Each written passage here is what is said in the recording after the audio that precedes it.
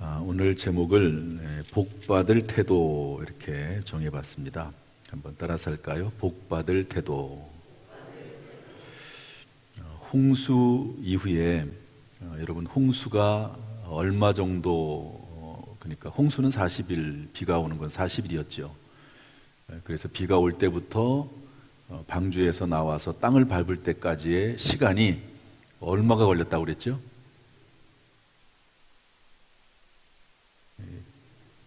얼마 걸렸다고요? 1년하고 10일. 성경에 이렇게 딱 나와 있습니다. 계산을 해보면 방주에서 나와서 제일 먼저 뭐 했죠?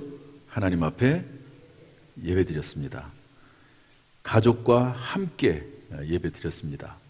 그야말로 폐허와 같은 그 땅 위에서, 아무것도 없는 그 땅 위에서, 모든 기반이 다 무너진 그 위에서 하나님 앞에 뭐 했다고요? 예배 드렸습니다. 좋을 때만 예배 드리는 것이 아니고 오히려 힘들고 어려울 때, 그런 환경이 되지 않음에도 불구하고 하나님 앞에 예배 드리는 것은 참으로 하나님이 귀하게 여기시는 줄로 믿습니다.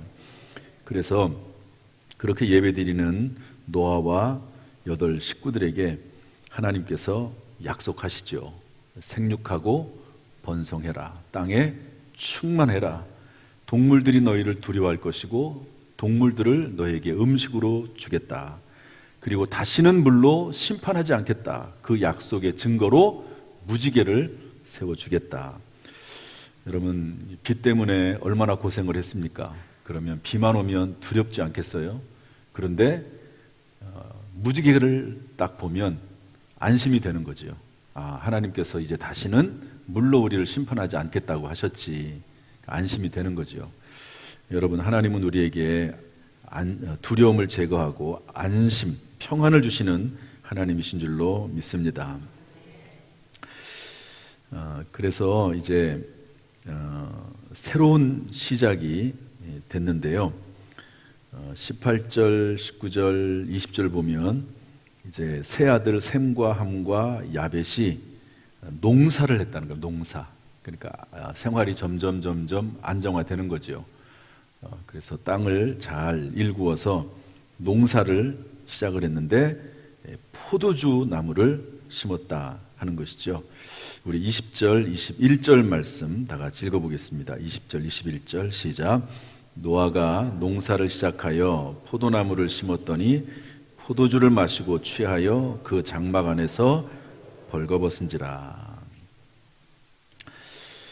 농사를 지어서 이렇게 생활을 영위하게 된 것은 참 좋은 일이죠.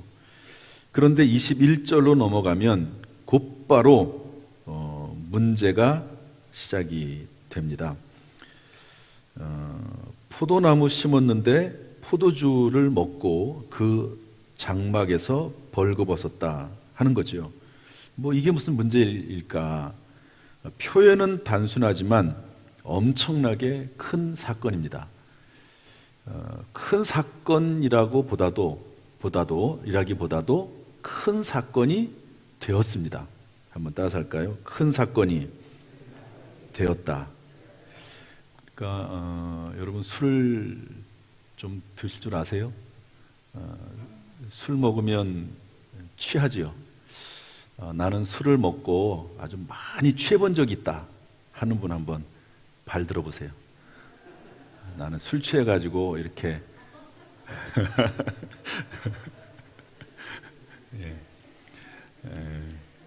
과거에 좀 전력 있는 분들이 좀 몇 분 계신 것 같아요.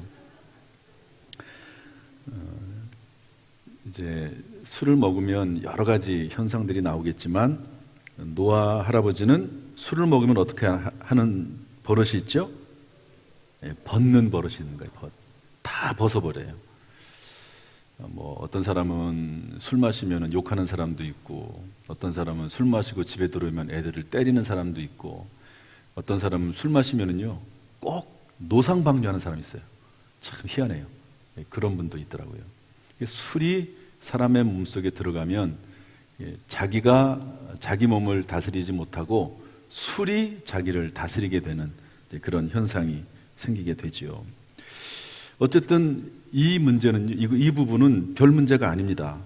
그냥 어떤 한 노인이 술 잔뜩 먹고 다른 사람에게 피해 주지 않고 그냥 자기 혼자 잠든 거예요. 단지 옷을 벗고 잤을 뿐이지 이게 무슨 문제가 되겠습니까? 아무런 문제도 아니에요, 사실은. 그런데 이게 큰 문제가 됩니다. 문제가 전혀 아닌데 문제가 돼버리고 마는데, 이 일로 인해서 자기 자신에게, 노아 자신에게 수치가 됩니다. 노아는 어떤 사람이었죠? 의인이요 당대의 완전한 자라고 했고 하나님과 동행하는 사람이었고 하나님의 은혜를 받았던 사람인데, 이 일로 말미암아 자신에게 수치가 되는데요, 그 수치는 벌거벗었다는 것 때문에 수치가 아니라 이 일로 인해서 가정이 파괴됩니다. 가정이 무너져버리고 맙니다. 본인에게 수치가 되는 거죠. 그리고 자녀들에게 아버지를 고발하고 비난하는 마음을 주는 계기가 됩니다. 둘째 아들은 저주를 받게 되고요, 온 가정이 정말 뿔뿔이 흩어지고 깨지게 됩니다. 여러분, 이 가정은 어떤 가정이었죠? 온 가정이 예배드리던 가정이었습니다. 그 황폐한 땅 위에서, 아무것도 없는 홍수의 땅 위에서 하나님 앞에 제일 먼저 감사하고 예배드렸던 가정인데요, 이 사건으로 인해서, 노아의 이 사건으로 인해서 가정이 깨지게 됩니다. 먼저 21절 이 안에서 배울 수 있는 중요한 두 가지 교훈이 있습니다. 첫 번째는 아무리 의롭고 은혜를 입고 성자처럼 살고 존경받는 사람이라 할지라도 사람은 역시 죄인이다. 사람은 한계가 있고 사람은 연약한 존재다. 그것을 뛰어넘어서 죄인의 범주를 벗어날 수 없다 하는 것을 알려주고 있습니다. 로마서 3장 10절 12절 말씀 보면 기록된 바 의인은 없나니 하나도 없으며 깨닫는 자도 없고 하나님을 찾는 자도 없고 다 치우쳐 한 가지로 무익하게 되고 선을 행하는 자는 없나니 하나도 없도다. 다 치우친다는 거예요. 여러분 주변을 한번 둘러보시죠. 아니면 뭐 주변이 아니더라도 가족을 한번 둘러보시고요. 또 그게 아니면 저를 한번 보십시오. 제가 의인인가요? 그렇지 않죠. 제가 선을 행한다고 하지만 치우치는 경향이 무언가는 있을 겁니다. 이렇게 균형을 딱 잡고 올바르게 하나님을 평생 한 번도 하나님을 떠나지 않고 배신하지 않고 하나님과 동행하는 그런 삶을 평생 살 수 있을까? 그렇지 않죠. 그렇지 않을 겁니다. 심지어 다윗 같은 사람, 하나님의 마음에 합한 사람, 하나님이 그렇게 칭찬하고 하나님이 사랑했던 다윗도 엄청난 죄를 범합니다. 그것도 십계명에 나와 있는 아주 가장 큰 죄를 범하죠. 살인하지 말라, 간음하지 말라. 그 죄를 범합니다. 왜 그럴까요? 죄의 성품이나 성향 때문에 그렇습니다. 사람의 속에서 꿈틀거리는 죄의 성품, 성향이 있다는 거죠. 여러분 어떻게 생각하십니까? 사람의 성품이 선하다고 생각을 하십니까? 선한 면도 있죠. 그러나 그 안에 가지고 있는 쓴뿌리, 그리고 악한 마음, 생각들, 잘못 입력된 그런 생각, 마음, 습관들, 이런 것들이 속에서요 꿈틀거린다고 하는 것이죠. 왜 우리는 죄를 범합니까? 망각하기 때문에 그렇습니다. 여러분 노아가 홍수 이전에 홍수와 그 삶을 잊어버렸어요. 여러분 홍수 이전에 왜 홍수가 일어나게 됐죠? 그 백성들이 죄악이 만연했기 때문에 그렇습니다. 관영했기 때문에 그렇습니다. 술 취하고 간음하고 도둑질하고 죽이고 포악하고, 성경에는 포악함이 극에 이뤘다고 성경은 말씀하고 있거든요. 이 사람들이 포악한 거예요. 술 먹고 악한 짓을 저지르고 그것을 망각했습니다. 그렇기 때문에 술 취하고 벌거벗어 눕고 있는 모습을 볼 수가 있습니다. 여러분 이 이야기는 노아의 이야기가 아니라 사실은 우리의 이야기죠. 예수님께서 현장에서 가늠하다 잡힌 여인에게 그 여인을 이렇게 용서해 주긴 하지만 돌을 들고 서 있는 사람들에게 뭐라고 이야기하죠? 죄 없는 자가 먼저 돌로 치라. 그랬더니요, 나이가 많은 사람부터 하나둘씩 돌을 내려놓고 다 그 현장을 떠났다고 되어 있습니다. 그리고 나서 그 여인에게 다시는 죄를 범하지 말라고 말씀하시는 것을 볼 수가 있습니다. 이것을 보면은요, 우리가 자기의 죄를 자꾸 망각해서 그렇지, 양심을 속여서 그렇지, 다른 사람의 죄가 더 크게 보여서 그렇지, 사실은 고요하게 자기 자신의 죄를 되돌아본다고 하면 다른 사람을 손가락질할 수 있는 사람은 한 명도 없습니다. 다른 사람을 정죄하고, 다른 사람을 저주하고, 다른 사람을 해코지할 정도로 그렇게 자신 있게 그런 일을 행할 수 있는 사람은 단 한 명도 없다. 노아 같은 사람도 그런 실수를 범한다. 심지어 죄를 범한다는 것을 알 수가 있습니다. 그러므로 어떤 사람이라 할지라도 다 하나님 앞에서는 죄인이다. 죄를 범하지 않는 사람은 없다 하는 것을 본문을 통해서 배울 수가 있는 것이지요. 따라서 자신에게 너무 지나치게 기대하지 마십시오. 또 주변에 있는 너무나 훌륭하고 존경할 만한 사람이 어느 한순간에 무너져도 너무 실망하지 마십시오. 주변에 정말 내가 존경했던 사람인데 저분이 저럴 줄은 몰랐다고 그렇게 생각할 수 있거든요. 그렇게 생각하지 말라는 거죠. 사람은 하나님이 아닙니다. 사람은 천사가 아닙니다. 그러니까 저 사람도 실수할 때가 있고 죄를 범할 때가 있지, 이렇게 생각하는 것이 맞습니다. 또한 이 내용을 통해서 볼 때 인생의 전반부를 잘 살아왔다고 해서 안심하지 말아야 합니다. 여러분, 노아가 얼마나 인생의 전반부를 잘 살았습니까? 여러분이 술 취하고 벌거벗은 이후에 이전까지는 정말 어디 흠잡을 데가 하나도 없었어요. 여기 노아의 잘못에 대해서 기록하고 있는 내용이 하나도 없습니다. 그런데 인생의 후반전, 이 후반전에 이런 일이 생길 줄을 누가 알았겠습니까?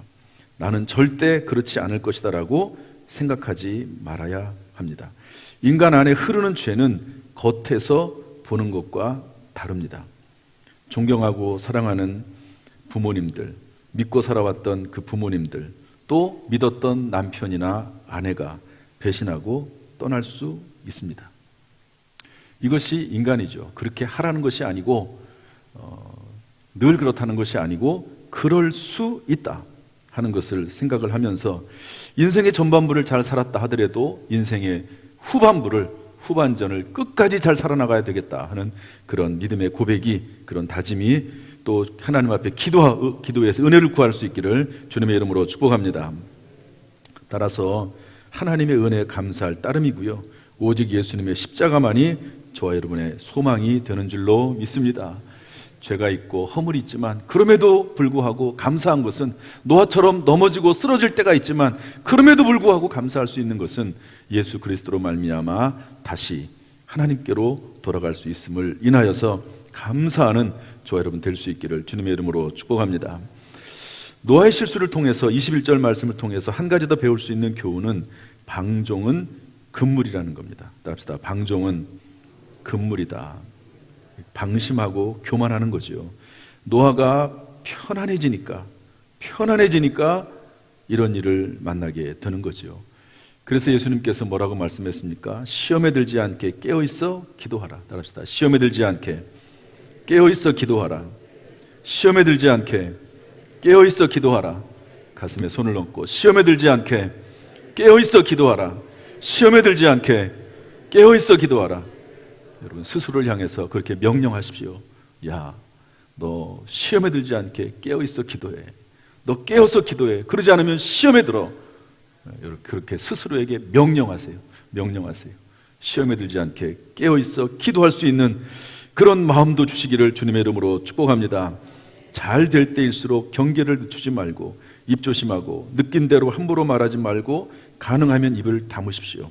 드러내지 말고, 그리고 혹시 어떤 마음의 원망이나 아픔이나 슬픔이 있다 할지라도 그것을 쉽게 드러내지 말고 또 하나님 안에서 풀 수 있는 그런 마음이 있어야 될 줄로 믿습니다. 여러분, 다윗이 사울 왕에게 쫓겨다니면서 얼마나 많이 억울했습니까? 그런데 그것을 상한 마음, 상처된 마음을 하나님 앞에 가져와서 다 쏟아부었죠. 사람에게는 그렇게 말을 하지 않지만 하나님 앞에 나와서 엄청난 저주 기도를 쏟아붓습니다. 하나님 앞에서 하는 거예요. 사람에게 하는 것이 아니라, 사람을 저주하는 것이 아니라 하나님 앞에서 기도로 다 쏟아붓는 거지요. 하나님 앞에서 우리가 못할 게 무엇이 있겠습니까? 그러나 사람은 달라요. 사람은 다릅니다. 사람에게 쏟아부으면 그것으로 끝이 나는 게 아니기 때문에 그렇습니다. 이렇게 21절 말씀을 통해서 배울 수 있는 두 가지, 아무리 의롭고 은혜를 입고 성자처럼 살아도 존경받는 사람이라 할지라도 사람은 역시 죄인이다. 또 한 가지, 두 번째 교훈은 방종은 금물이다 하는 것을 배울 수 있습니다. 이런 모습들이 노아의 모습을 통해서 하나님 주시는 교훈들을 잘 새기고 살아갈 수 있기를 주님의 이름으로 축복합니다. 우리 22절 말씀 보겠습니다. 22절 다 같이 읽어보죠. 시작. 가나안의 아버지 함이 그의 아버지의 하체를 보고 밖으로 나가서 그의 두 형제에게 알림해. 이 둘째 아들 함의 태도인데요, 오늘 제목이 뭐냐면 복받을 태도 이랬습니다. 복받을 태도. 그런데 함의 태도를 한번 보자는 거죠. 가나안의 아버지인 함, 둘째 아들입니다. 둘째 아들. 이 둘째 아들은 참 중간에 끼어가지고 상처가 많은 아들이기도 해요. 사실은 함이 그의 아버지의 하체를 보고, 하체를 봤다는 거죠. 볼 수 있죠. 왜 그렇죠? 갑자기 들어갔으니까. 아버지가 장막에서 누워가지고 벌거벗고 이렇게 주무실 줄 누가 알았겠습니까? 갑자기 들어갔어요. 그러니까 하체를 봤습니다. 여기까지는 봐줄 수 있을지 몰라요. 그래도 어쨌든 성경적으로 그런 것들을 좀 금하고 있거든요. 근데 이건 본인이 일부러 한 게 아니니까, 고의적으로 한 게 아니니까. 그런데 그 다음에 함의 태도입니다. 하체를 보고 밖으로 나가서 그 두 형제에게 알림해, 이렇게 되어 있습니다. 여기서 알린다는 말을 그냥 우리가 생각하는 알린다 그런 차원이 아니고요, 퍼뜨린다는 의미를 가지고 있습니다. 원어적인 내용으로 보면 퍼뜨리는 거예요. 소문을 내는 거예요. 아버지를 흠잡는 겁니다. 야, 글쎄 아버지가 술 잔뜩 취해가지고 장막에서 벌거벗고 자고 있어. 야, 그게 뭐냐, 야. 우리 아버지가 그런 줄 몰랐는데, 우리 아버지가 글쎄 그런 사람이야. 그리고 그 소문을 퍼뜨리고 다녔다. 그런 의미입니다. 아버지의 수치를 의지적으로 보고 밖에 나가서 의지적으로 알리고 고발했다는 거죠. 함은 아버지의 허물과 실수와 죄를 알리고 공개했습니다. 그것을 드러냈습니다. 아버지를 사랑했다면, 진정으로 염려했다면 그렇게 안 했을 것입니다. 하체를 보고 그것으로 끝냈을 것입니다. 여러분, 그렇지 않습니까? 만약 여러분의 자녀가 실수나 허물이 있으면 어떡하겠습니까? 그것을 다 퍼뜨리겠습니까? 그렇지 않죠. 절대 그렇지 않을 겁니다. 우리의 자녀가 심지어 아주 엄청난 죄를 범했다 할지라도 감출 수만 있다면 감추고 싶은 것이 부모의 마음일 것입니다. 그것은 자녀의 마음도 똑같을 것이라고 생각이 됩니다. 그런데 함은 그 수치를 드러냈습니다. 왜 함이 이렇게 했을까? 왜 그랬을까요, 함이? 도대체 함이 왜 아버지를 이렇게 수치를 드러내고 널리 퍼뜨리고 다니고 그랬을까? 성경에 답은 없죠. 여기에 대한 답은 없습니다. 그런데 아마도 아버지와 함 사이에 상처가 있기 때문이라고 생각해 볼 수 있습니다. 아버지와 함 사이의 관계가 깨져 있는 거죠. 사랑하는 관계였다면 그렇게 나팔을 불고 다니지 않았을 것입니다. 여러분, 그렇지 않겠습니까? 둘 사이가 좋다고 하면, 관계가 사랑의 관계라고 하면 어찌됐든 감추려고 하지. 그러지 않았다는 것은 관계가 깨어져 있다는 의미로도 볼 수가 있습니다. 정말 사랑하는 사람이라고 하면 심지어는 그 사랑하는 사람의 죄를 뒤집어 쓰려고도 할 겁니다. 뒤집어 쓰려고도. 그런데 함이 이렇게 퍼뜨리고 다녔다고 하는 것은 관계가 깨져 있는 것이죠. 그 다음에 23절을 보겠습니다. 23절. 첫째 아들과 셋째 아들의 모습인데요. 한번 읽어보겠습니다. 23절 시작. 셈과 야벳이 옷을 가져다가 자기들의 어깨에 메고 뒷걸음쳐 들어가서 그들의 아버지의 하체를 덮었으며 그들이 얼굴을 돌이키고 그들의 아버지의 하체를 보지 아니하였더라. 이제 소문을 들었으니까 내가 스스로 판단해야 되죠. 아버지가 벌거벗고 주무시네. 어떻게 해야 될까? 일단은 아버지의 하체를 보지 않기로 결정합니다. 아버지에게 수치가 되는 거니까 그것을 보지 말자. 그렇게 둘이 결정을 합니다. 그리고 옷으로 가리고 자기들도 보지 않고 들어가서 그리고 아버지의 하체를 덮어주지요. 이것은 분명히 의지적입니다. 함은 의지적으로 아버지의 흠을 드러냈지만 셈과 야벳은 의지적으로 아버지의 허물을 가리워 줍니다. 아버지의 이 모습이 사실은 함에게 볼 때는 굉장히 큰 문제였습니다. 그러나 셈과 야벳에게는 아무런 문제도 되지 않았습니다. 함은요, 아버지를 보고 아버지가 저럴 수가 있나? 이게 큰 문제예요. 큰 문제. 벌거벗고 술 취해서 하는 게 큰 문제예요. 여러분, 만약에 우리 아버지가 벌거벗고 술 취해서 잠을 자고 있다. 그러면 여러분들은 어떻게 생각이 드십니까? 아버지가 아니라 남편도 그럴 수 있고 심지어 아들도 그럴 수 있겠죠. 그것을 볼 때 어떤 태도를 보이겠습니까? 그것이 큰 문제가 됩니까? 함은 큰 문제가 됐습니다. 그건 잘못된 거야. 큰 문제야. 그런데 셈이나 야벳은 그게 큰 문제가 안 됐어요. 아버지가 술 취해서 그럴 수도 있지. 그렇게 받아들이고 아버지의 허물을 덮어줬다 하는 것이죠. 여러분은 일단은 부모님에 대한 부분이니까 그 질문을 먼저 드리겠습니다. 여러분들은 여러분의 부모를 용서하고 있습니까? 허물이 있더라도 용서하고 있습니까? 부모님들의 허물을 덮어주고 있습니까? 일단은 성경의 해석을 일단 해석을 떠나서 우리의 부모님들의 죄에 대해서, 허물에 대해서, 나에게 심지어 악하게 한 그 부분에 대해서 그 부모의 허물을 용서해주고 있는가? 여러분, 남편의 허물을 덮어주고 모른 척하고 있습니까? 아내의 허물을 덮어주고 모른 척하고 있습니까? 인간은 완전하지 않은 존재입니다. 우리의 부모도 연약한 존재일 뿐입니다. 물론 한계는 있을 거라고 봐요. 한계는 있다고 봅니다. 그냥 그대로 놔두면 온 가정이 다 깨어지는 그런 경우도 있겠죠. 그러나 사실은 노아의 그 일로 인해서 다른 사람에게 큰 피해가 가는 건 아닙니다. 그런데 그것을 사람들에게 퍼뜨리고 다녔죠.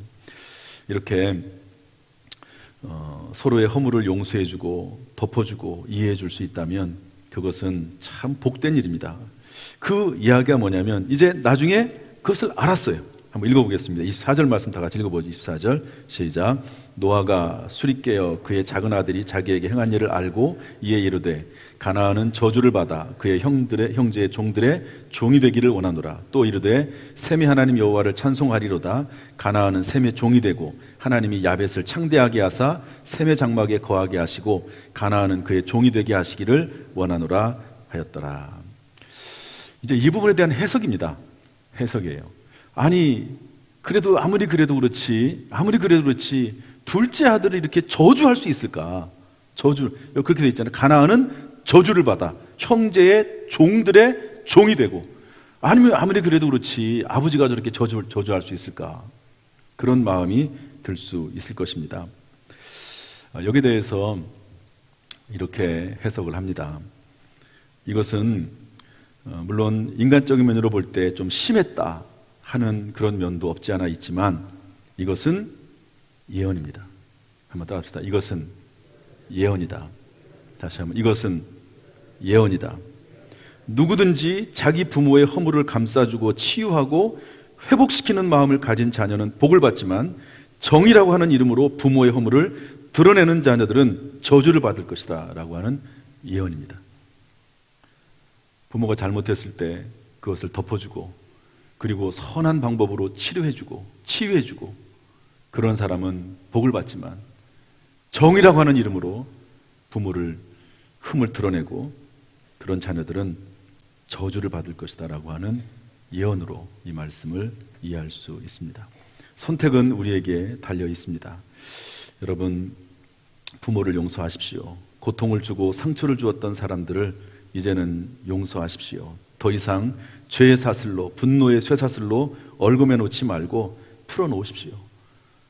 그것을 안고 있으면 내 마음이 더 아프고 내 마음이 죄에서 벗어날 수 없기 때문에 그렇습니다. 아버지와 어머니와 나에게 고통을 준 사람들의 허물을 덮고 보지도 말고 뒷걸음쳐 나오는 것, 이것이 복받을 태도입니다. 오늘 성경 말씀 우리에게 주는 교훈은 그렇습니다. 이것이 복받을 태도이다. 분명히 한계는 있고 성경에 치리에 대한 부분은 있습니다. 본인이 하는 게 아니에요. 하나님이 하거나 공동체에 그것을 맡은 분들이 하는 것이지, 원수 갚는 것이 내게 있으니 내가 갚으리라. 하나님이 하신 말씀 따라합시다. 원수 갚는 것이 내게 있으니 내가 갚으리라. 하나님이 하신 말씀이에요. 내가 갚겠다. 원수 갚는 것이 내게 있으니, 하나님께 있으니 내가 갚겠다. 하나님이 갚아주겠다고 말씀하고 있는 것입니다. 오늘 이 모습을 생각하면서 우리의 부모님들, 또 우리의 자녀들 참으로 온전히 모든 허물에서 회복이 되는 그런 은혜가 우리의 가정 가운데 있기를 주님의 이름으로 축복합니다.